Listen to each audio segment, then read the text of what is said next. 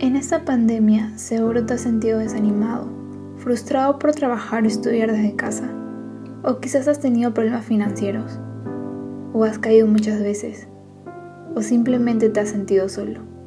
No lo sé. Lo que sí sé es que Dios quiere darte perdón, amor, paz, gozo, victoria y descanso emocional. Él quiere ser tu refugio. Él quiere una relación personal contigo. Si te alejaste de Él, recuerda que Él quiere reconciliarse contigo. Y si nunca lo reconociste como tu Señor y Salvador, este es el momento que reflexiones de todo el sacrificio que hizo por ti. ¿Quieres reconciliarte con Él? Solo debes orar arrepintiéndote de tus pecados y creyendo que Jesús vino a limpiarte de toda maldad. Acéptalo como tu Salvador y Señor de tu vida. Nunca es tarde.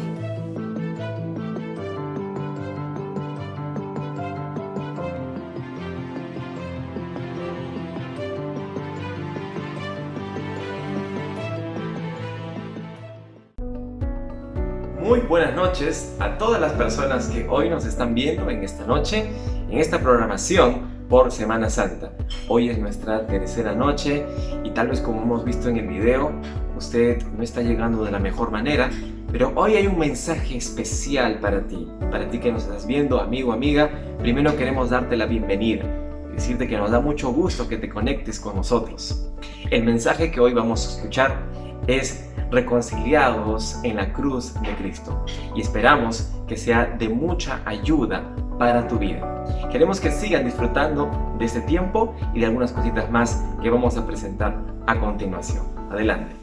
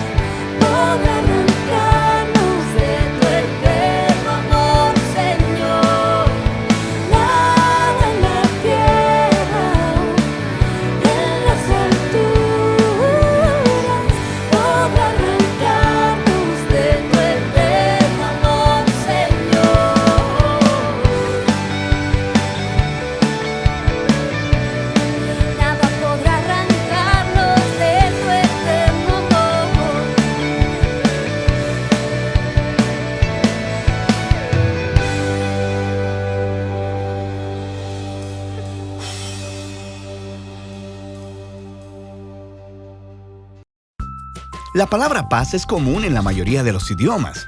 Las personas pueden hablar sobre tratados de paz o tiempos de paz. Eso significa la ausencia de guerra. En la Biblia, la palabra paz puede referirse a la ausencia de conflicto, pero también apunta a la presencia de algo mejor en su lugar. En el Antiguo Testamento, la palabra hebrea para paz es shalom. En el Nuevo Testamento, la palabra griega es eirene. El significado más básico de shalom es completo o entero. La palabra puede referirse a una piedra que tiene una forma perfecta y completa, sin grietas.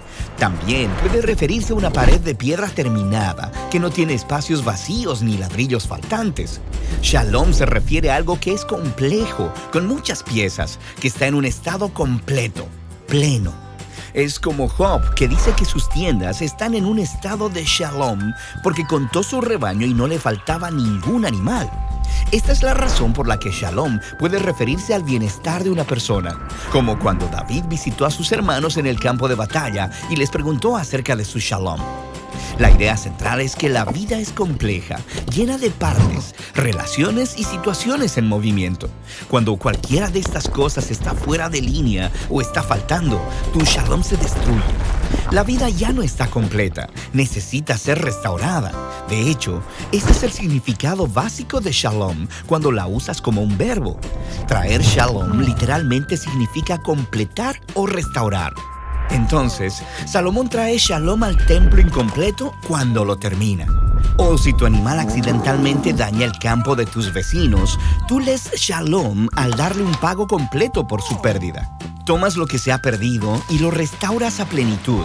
Lo mismo aplica para las relaciones humanas.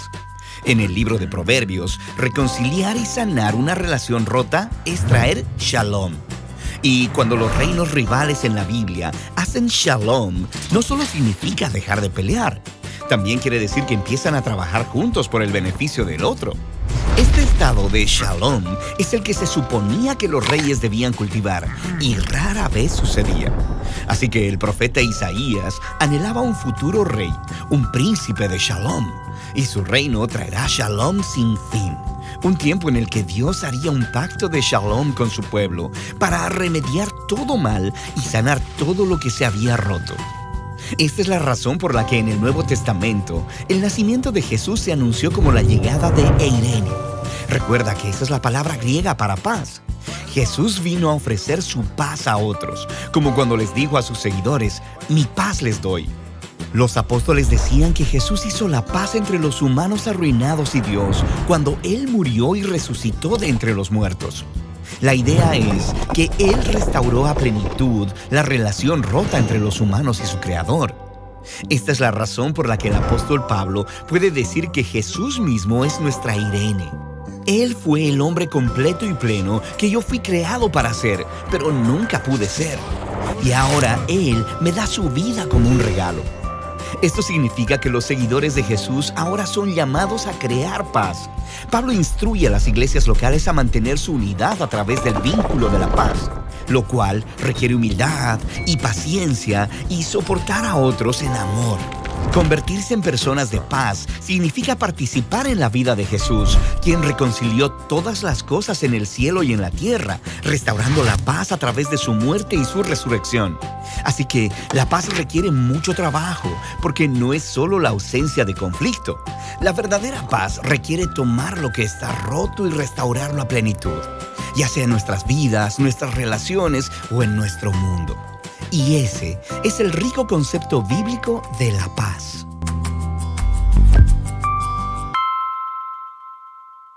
Reconciliados en la cruz de Cristo. Es el tema que vamos a ver esta noche. Y estas noches hemos estado aprendiendo justamente todo el impacto y todos los beneficios que tenemos en la cruz de Cristo. En estos días, obviamente, estamos pensando todos en los beneficios y todo lo que padeció Jesucristo. Hoy día ya es sábado.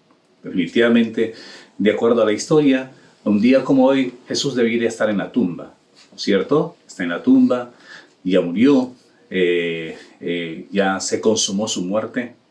Pero hay algunas cosas que nosotros todavía tenemos que seguir entendiendo de las Escrituras, tenemos que seguir entendiendo en la palabra de Dios. Y dentro de esas cosas hay algunos términos que tenemos que explicar. ¿Me parece si oramos y pedimos que Dios nos bendiga en esta noche para seguir estudiando y meditando en los beneficios que tenemos por la cruz de Cristo? Vamos a orar. Señor, queremos rogarte, por favor, que nos bendigas y abras nuestro entendimiento y que tu palabra, Señor, traiga luz, Señor, a nuestros ojos para ver las maravillas de tu ley. Te ruego, por favor, que hables a nuestro corazón. Tenemos necesidades de ti. Tenemos necesidad, nuestra alma necesita de ti. Te pido, por favor, entonces que nos hables. En el nombre de Jesús. Amén. Amén. No sabemos tantas cosas cuando vemos la cruz de Cristo. Solamente nos apasionamos, nos emocionamos por un momento y pensamos cómo sufrió Él a causa de nuestros pecados y cómo sufrió Él por la humanidad. Y qué buen gran Dios tenemos que mandó a su Hijo y Él mismo se hizo hombre para morir por nuestros pecados. Esto es algo que siempre se ha repetido. Pero una de las cosas que quisiéramos explicar esta noche es qué es lo que tiene que ver la cruz de Cristo cuando nosotros vemos, por ejemplo, los beneficios que encontramos allá. Hay varias cosas que nosotros encontramos en la palabra de Dios. Por ejemplo, en la cruz de Cristo somos justificados. ¿Quién es justificado? Justificado es alguien que ha sido hallado culpable y por lo tanto necesita pagar la responsabilidad, tiene que pagar sus actos porque ha sido culpable. Y ahí en la justificación, entonces Jesucristo toma nuestra culpa y nos declaran justos. Y Él es prácticamente azotado como si fuera culpable. También encontramos que otro de los beneficios de la cruz de Cristo es que hemos sido redimidos. La redención tiene que ver con la liberación de la esclavitud, al costo y al pago de un precio alto. Esta es la figura que más o menos Pablo quiere explicar cuando dice que hemos sido redimidos por su sangre, o sea que hemos sido comprados por su sangre para obtener una libertad completa de la esclavitud, del pecado, ¿no? No solamente hemos sido justificados y hemos sido redimidos, sino también hemos sido reconciliados. ¿Quién es reconciliado? Reconciliado es aquellas personas que se hacen enemigas entre sí. Y entonces la reconciliación tiene que ver el cambio de esa condición de enemigos para tener una condición de amigos. Interesante esto, vamos a estudiar esta noche, ¿no? Pero también dentro de lo que son los beneficios de la cruz encontramos la adopción. La adopción tiene que ver justamente con aquello que nos hace hijos a nosotros. O sea, por la cruz de Cristo uno puede llegar a ser hijo de Dios. ¿Quién tiene que ser adoptado? Aquella persona que ha sido abandonada, ha sido extraña delante de Dios. Entonces, tenemos algunos términos que nosotros seguramente dentro del ambiente evangélico, del ambiente religioso, podemos conocer. Como por ejemplo, hemos sido justificados, hemos sido redimidos, hemos sido reconciliados, hemos sido adoptados, ¿no? No voy a entrar en los detalles de esos temas, pero eso es como punto de partida para poder mencionarles a grandes rasgos en qué consiste cada una de estas cosas. Luego también hemos sido perdonados. ¿En qué consiste el perdón? El perdón consiste en que hemos sido hallados con deudas. Delante de Dios somos deudores y alguien tuvo que pagar esa deuda. Entonces, miren los beneficios, que solamente estoy mencionando 5 de ellos, pero hay muchos más obviamente, ¿no? Entonces, hemos sido justificados, hemos sido redimidos, hemos sido adoptados, hemos sido reconciliados y hemos sido perdonados. Quiero ver esta noche con ustedes el tema de la reconciliación. ¿En qué consiste esto de que hayamos sido nosotros reconciliados? Voy a abrir la Biblia para leer en Colosenses capítulo 1. Colosenses capítulo 1, versículo 20 al 23. Dice así la palabra del Señor. Y por medio de Él, reconciliar consigo todas las cosas. Por medio de Él, reconciliar consigo todas las cosas, así las que están en la tierra como las que están en los cielos, haciendo la paz mediante la sangre de su cruz. Y a vosotros, que también erais en otro tiempo extraños y enemigos en vuestra mente, haciendo malas obras, ahora os ha reconciliado en su cuerpo de carne por medio de la muerte para presentaros santos y sin mancha e irreprensibles delante de Él. Si en verdad permanecéis fundados y firmes en la fe y sin moveros de la esperanza del Evangelio que habéis oído, el cual se predica en toda la creación que está debajo del cielo, del cual yo, Pablo, fui hecho ministro. Cuando nosotros leemos esta porción de la Biblia, y cuando nosotros estamos viendo los beneficios de la reconciliación, los beneficios de la cruz, y entramos a este tema de la reconciliación, llegamos a esta parte del pasaje bíblico donde leemos, y por medio de él reconciliar consigo todas las cosas. Ahora, cuando dice por medio de él reconciliar consigo, está diciendo que Dios tenía un plan. Entonces, el plan de la reconciliación está basada por lo menos en tres aspectos. Uno de ellos es una reconciliación con la creación. Que la creación se volvió enemiga de Dios, porque se entiende por definición que hace un momento dijimos que se reconcilian los enemigos. Entonces, pero ¿cómo así que la creación se convirtió en enemiga de Dios? La creación fue hecha perfecta. Usted sabe, la Biblia dice que Dios creó todas las cosas y todo lo que Dios hace es bueno y es perfecto.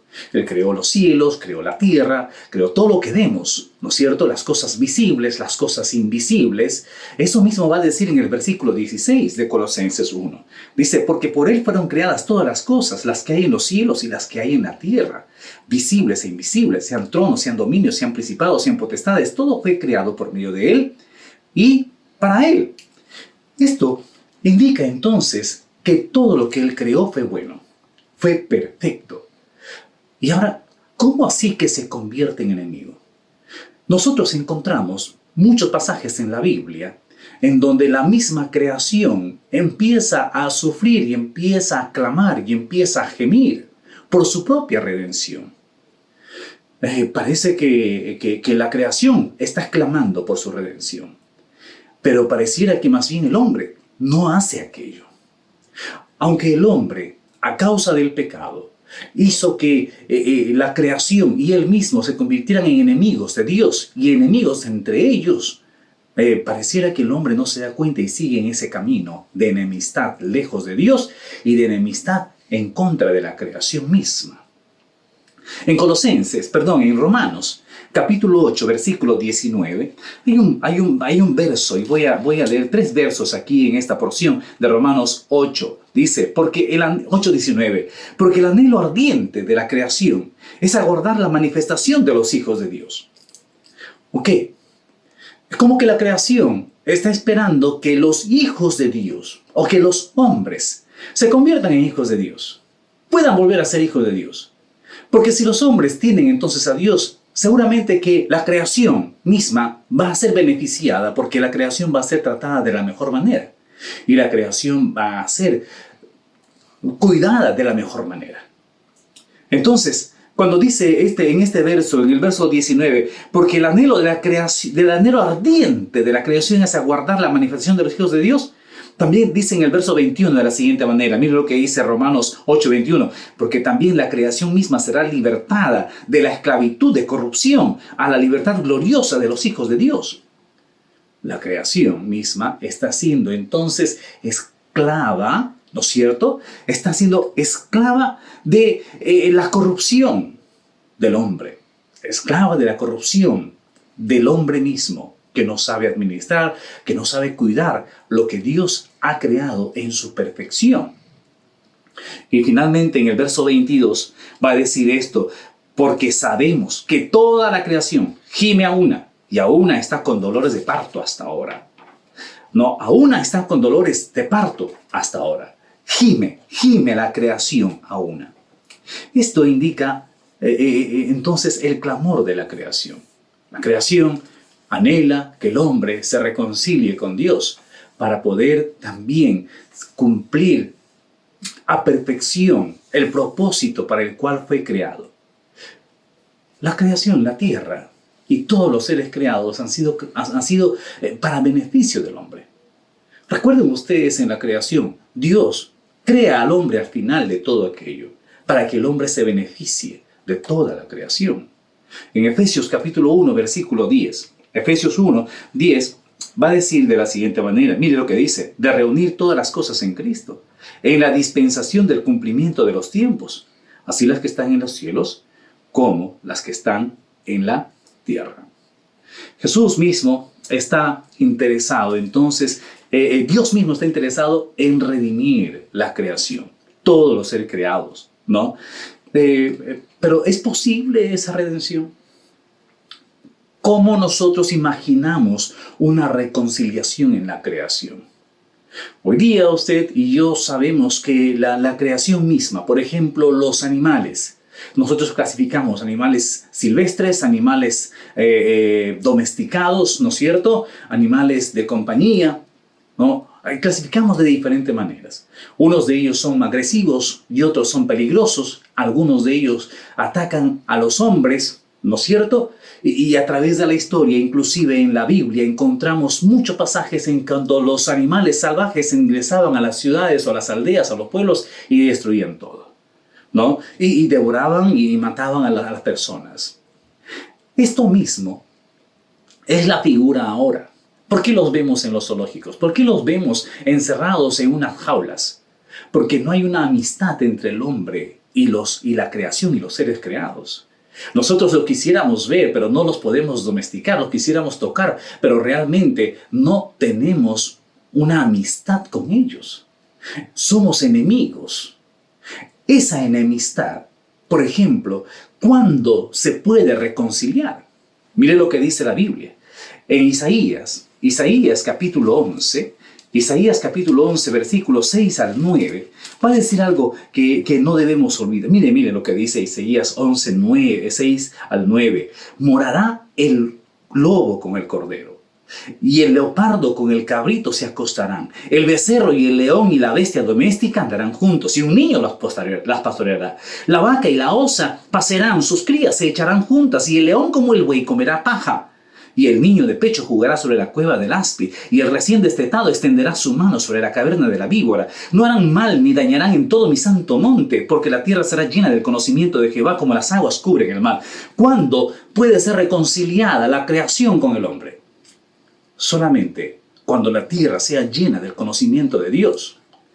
Hoy día hay una irreconciliación y una enemistad abierta y declarada entre los seres creados, ¿no es cierto? Y también de los seres creados con Dios. Esto la Biblia nos sigue mostrando cuál es la voluntad de Dios, cuál es el plan de Dios, el plan perfecto de Dios. No solamente encontramos en ese versículo de Isaías 11, sino también en el capítulo 65, verso 25, dice de la siguiente manera: el lobo y el cordero serán apacentados juntos, y el león comerá paja como el buey, y el polvo será el alimento de la serpiente. No afligirán ni harán mal en todo mi santo monte, dijo Jehová. Dijo Jehová. Todo esto, entonces, ¿qué cosa es? Es el resultado, es el objetivo, es el plan de Dios en la reconciliación. Que de repente usted está un poco sorprendido. ¿Cómo así que Dios también tiene un plan para reconciliar al hombre con su creación? Pues en la Biblia está. Dice, por medio de él serán reconciliadas todas las cosas, así las que están en los cielos como las que están en la tierra, y por medio de su sangre. Ahora, al ver eso, no solamente tenemos en el plan de Dios la idea de reconciliar lo creado, sino también ahora Dios también tiene un plan detallado y las razones por qué tiene que reconciliarse con el hombre. Dije reconciliarse con el hombre, como si él hubiese cometido una falta. Un momento, de repente la idea no es tanto reconciliarse con el hombre, es que lo que Dios hizo es crear todos los medios posibles para que el hombre se reconcilie con Dios, porque el hombre no podía hacer nada para poder volver a la comunión con Dios. Desde el momento en que Adán y Eva, allí en el huerto del Edén, pecaron, se convirtieron en enemigos de Dios. Y en vez de buscar a Dios, se escondieron detrás de los arbustos. Y en vez de vestirse adecuadamente, hicieron delantales de hojas de higuera. Pero Dios fue a buscarlos y decir, ¿dónde estás? O sea, el que dio la iniciativa para la reconciliación fue Dios en todos los tiempos. Siempre ha sido Dios. Y este mismo momento también está buscándote y te dice, ¿dónde estás? ¿Dónde estás? Quiero entablar y mantener una comunión contigo. Pero resulta que el hombre siempre le ha dado la espalda, porque el hombre dice ahora en las bocas, en las palabras de Adán, tuve miedo y me escondí. ¿De qué tuve miedo? Y ahí empezamos a hacer muchas conjeturas y muchas definiciones propias de Dios. Y pensamos que Dios es un Dios malo. Pensamos que Dios es un Dios castigador. Pensamos que Dios es un Dios injusto, que solamente está notando mis faltas y mis pecados para llamarme la atención y para hacerme pagar por ellas. Dios no es así. Dios ha ido a buscar al hombre desde el principio, desde la creación. Es más, cuando Caín se levanta contra su hermano, va y lo busca a Caín. Siempre en el plan de Dios ha estado buscar al hombre. Siempre ha estado buscar al hombre. Incluso cuando David pecó, fue Dios quien mandó al profeta para decirle lo que había hecho. Y entonces no es propio del hombre buscar una reconciliación con Dios. Es propio de Dios anhelar, mantener esa comunión con el hombre. Dios ama tanto al hombre que no solamente le dice reconcíliate conmigo, sino le da también las herramientas y le muestra el camino y Él facilita las cosas para la reconciliación. La reconciliación, entonces, como definimos hace un momento, significa en que dos personas que han estado completamente enemistadas vuelven a ser amigos. Vuelven a ser amigos. Mire lo que dice en Colosenses capítulo 1, versículo 21. Colosenses 1, 21 dice de la siguiente manera: y a vosotros también que erais en otro tiempo extraños y enemigos. Éramos extraños y enemigos, haciendo malas obras. Ahora nos ha reconciliado. Esta es la definición de las personas y de los seres humanos. Enemigos. Uno no puede reconciliar algo que no se ha convertido en enemigo, algo que no se ha separado, algo que la relación no se ha roto. En algunas definiciones, no estoy mencionando que en esta parte, pero en algunas definiciones, reconciliar significa reconstruir o religar o volver a unir. Es como que se hubiese fracturado un hueso, ¿no es cierto? Y se vuelve a unir. Pero no por causa o por acción del hombre, sino más bien por acción y por intermedio de Dios. Dios quiere volver a unir en la misma comunión que tenía antes con el hombre. Por eso en Efesios capítulo 2, versículo 12, va a decir de la siguiente manera: en aquel tiempo estabais sin Cristo, alejados de la ciudadanía de Israel y ajenos a los pactos de la promesa, sin esperanza y sin Dios en el mundo. Estábamos sin Cristo, sin esperanza, sin Dios, ajenos a todos, alejados completamente.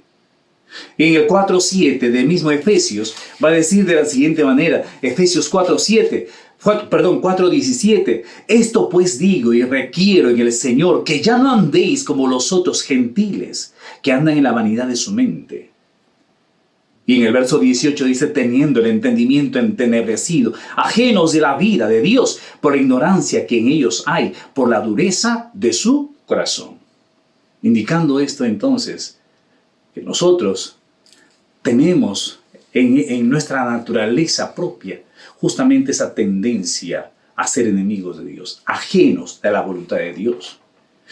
Colosenses capítulo 1, verso 21 va a decir, entonces lo que hemos leído, nuestro versículo que hemos leído de partida, va a decir que a vosotros también que erais en otro tiempo extraños y enemigos en vuestra mente, haciendo malas obras, ahora os ha reconciliado.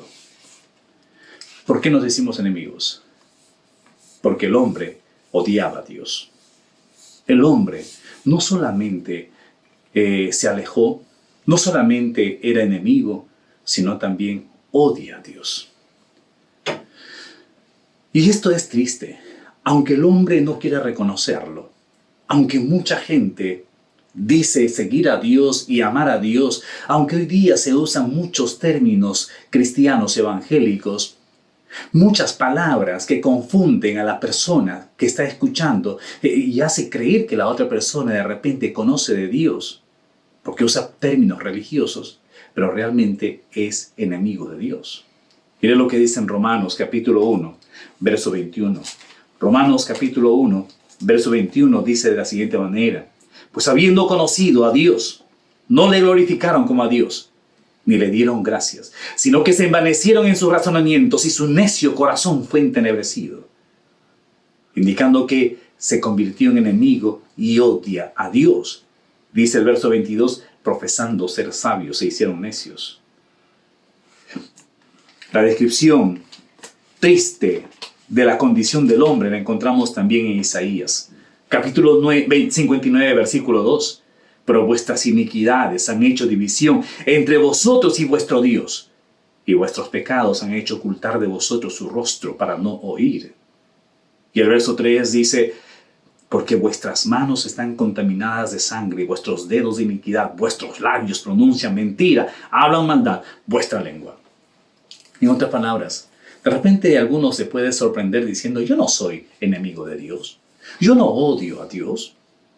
La Biblia menciona, hablando de Isaías, un hombre que servía a Dios, un hombre que era un profeta, pero llega a tener una visión y escucha un llamado, y en la visión ve a Dios, y él mismo se siente mal, se siente morirse, porque ha visto a un Dios santo.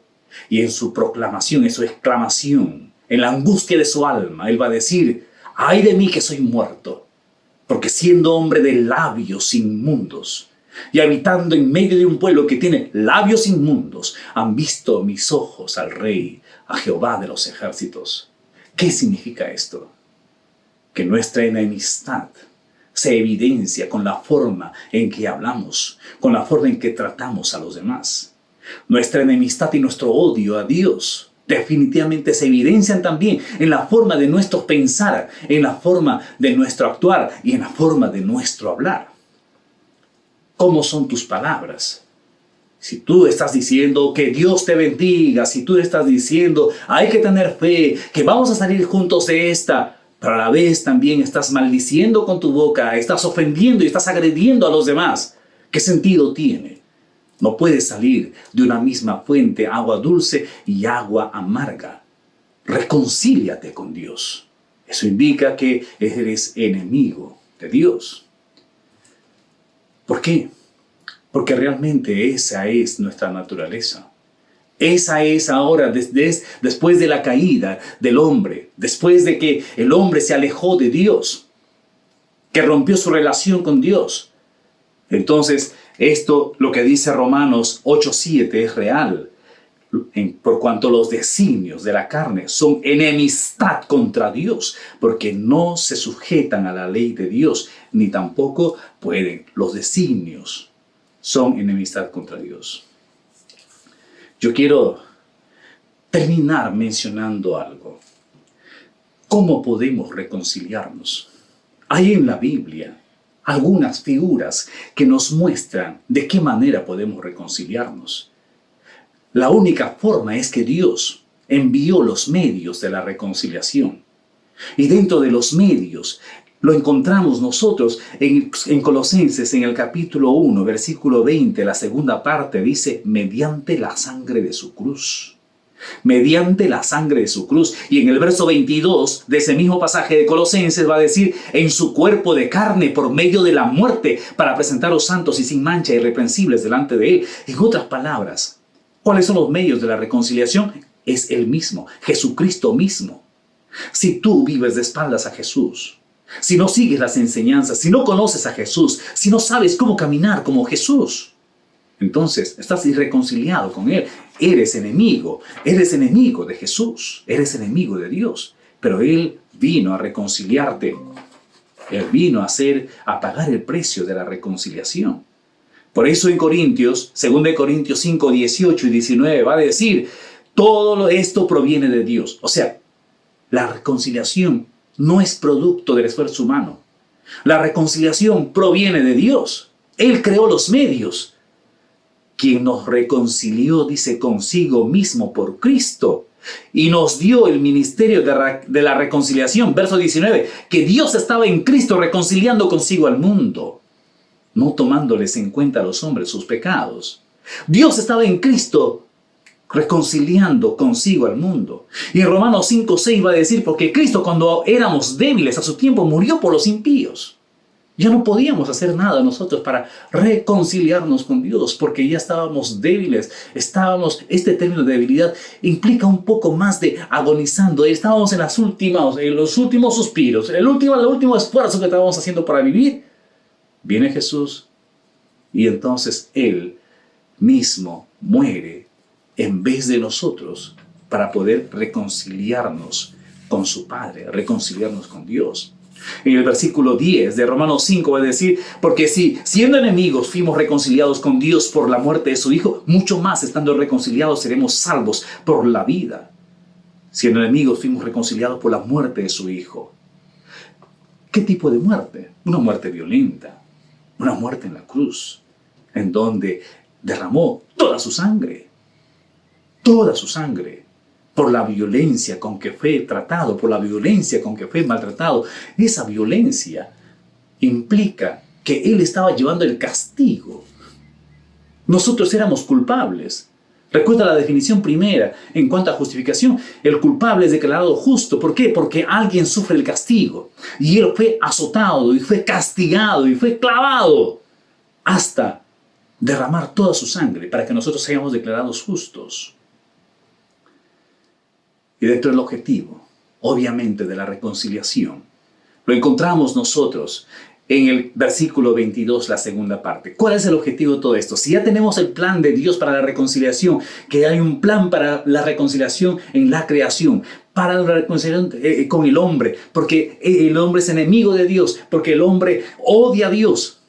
También hay un plan de reconciliación. También existen los medios de reconciliación. ¿Por qué nos reconciliamos? ¿Cuáles son los medios? Solamente la sangre de Jesucristo y Jesucristo mismo con su propia vida.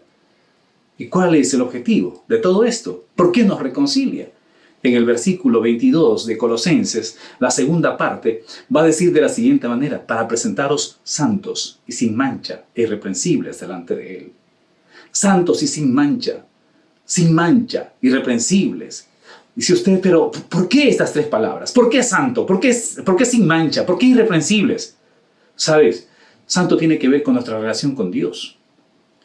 Sin mancha tiene que ver con nosotros mismos.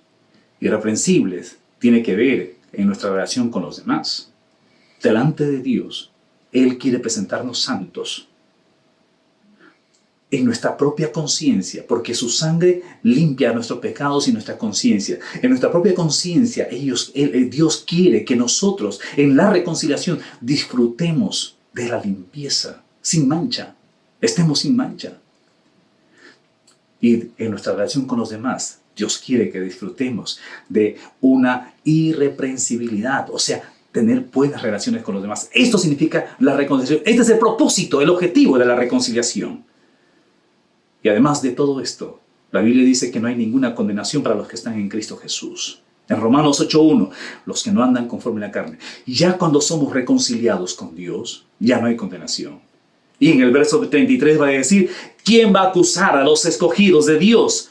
Porque ya fuimos reconciliados con Él.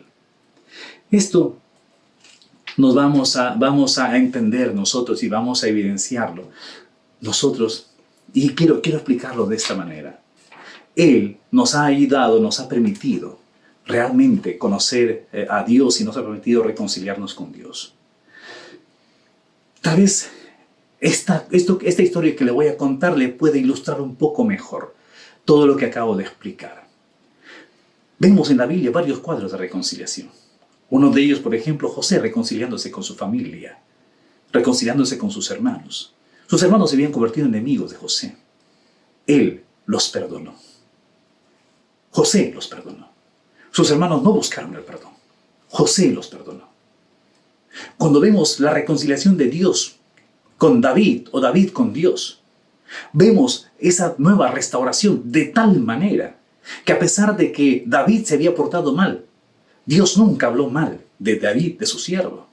Dios nunca habló mal, lo perdonó tanto, volvieron a ser tan buenos amigos que murió David y durante muchas generaciones Dios siguió diciendo de David que sean perfectos como David para que les vaya bien. En la reconciliación, definitivamente Dios se convierte nuevamente en nuestro amigo. Y una de las cosas que nosotros vemos en Jesús es para hacernos eso, justamente para darnos también a nosotros esa nueva relación de amistad con Dios.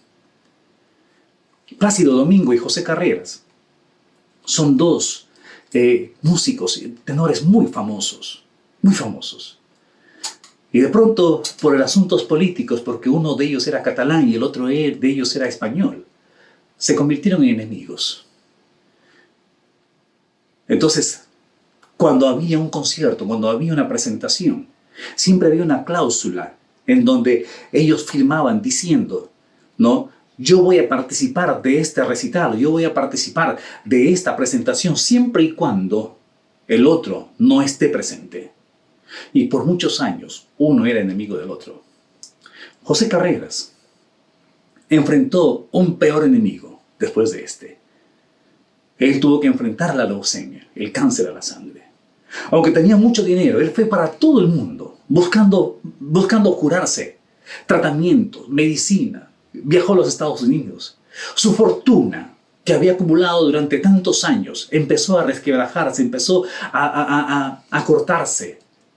Y en eso se entera que en Madrid había una fundación para los enfermos de leucemia. Y él averigua y entonces él se acerca, va a Madrid y empieza el tratamiento. Y por cosas estas que solamente Dios hace y sabe hacer, José Carreras empezó a mejorarse y logró sanarse. Y después de esto, como era obvio, José Carreras volvió a cantar y volvió a tener fortuna y volvió a recibir muy buenos ingresos. Y entonces él empezó a aportar a la fundación. Pero leyendo los documentos de la fundación, encuentra que el mayor aportante es Plácido Domingo, su enemigo. Investigando un poco más, él descubre que fue Plácido Domingo quien había fundado esta fundación, había creado esta fundación. Y entonces, averiguando un poco más con las personas que rodeaban a Plácido Domingo, él se entera que Plácido Domingo decía: José Carreras nunca va a recibir mi ayuda, voy a crear una fundación para los enfermos de leucemia. Y Plácido Domingo había creado la fundación por su enemigo, para que él pueda tener la oportunidad de sanarse. En una presentación de Plácido Domingo, de pronto él estaba haciendo su concierto y estaba presentándose ante el público cuando de pronto es interrumpido por José Carreras, que viene directamente hacia él y se arrodilla y llora. Y Plácido Domingo lo levanta y le dice: estás aquí, qué bueno que estás aquí. Le pide perdón, se abrazan, se perdonan y desde ahí se convierten en amigos. Es lo que Dios ha hecho con nosotros. Para reconciliarnos no solamente nos manda a que nosotros nos reconciliemos, sino Él muestra el remedio. Quiero pedirte en estos momentos que cierres tus ojos, ahí donde estás. Tú eres enemigo de Dios. Por lo tanto, tienes la oportunidad ahora de reconciliarte con Él porque Él ya hizo todo para que puedas ser sanado y seas liberado del pecado. Repite conmigo estas palabras. Señor Jesús, dile así: Señor Jesús, gracias por pagar el precio, por tender el puente de la reconciliación con tu Padre. Quiero reconciliarme contigo, Señor. Perdona mis pecados. Perdóname por haber sido enemigo tuyo. Perdóname por haberme alejado de ti. Perdóname por haberte odiado durante todo este tiempo. Te ruego que me permitas volver a la paz contigo. Y si quieres, considérame también tu amigo. En el nombre de Jesús. Si tú has hecho esta oración, En estos momentos tienes que descargar, ahí hay un enlace para descargar un documento. Pon tus datos, pon tu nombre, pon tu teléfono. Nosotros vamos a contactarnos contigo y queremos enseñarte mucho más de los caminos de Dios. Que el Señor te bendiga. Qué lindo mensaje que hemos podido escuchar. Esperamos que realmente haya tocado tu corazón, que hayas podido realmente tener una reconciliación con Cristo. Por eso es que nosotros ahora queremos ayudarte. En nuestra página de Facebook tenemos un link y queremos que tú puedas contactarte con nosotros. Puedas hacer clic, llenar tus datos y de esa manera nosotros poder contactarnos contigo. Queremos ayudarte. Si es que este mensaje ha tocado tu corazón, si es que has hecho esta oración de entrega a Jesucristo, entonces queremos que tú nos los hagas saber y poder contactarnos, poder ayudarte. Así que queremos que el día de mañana también puedas tú contactarte con nosotros, ver nuestra programación. A las 11 de la mañana terminaremos esta serie que hemos comenzado desde el día jueves en este tiempo de Semana Santa. Así que no se lo pierdan hasta el día de mañana. Chao.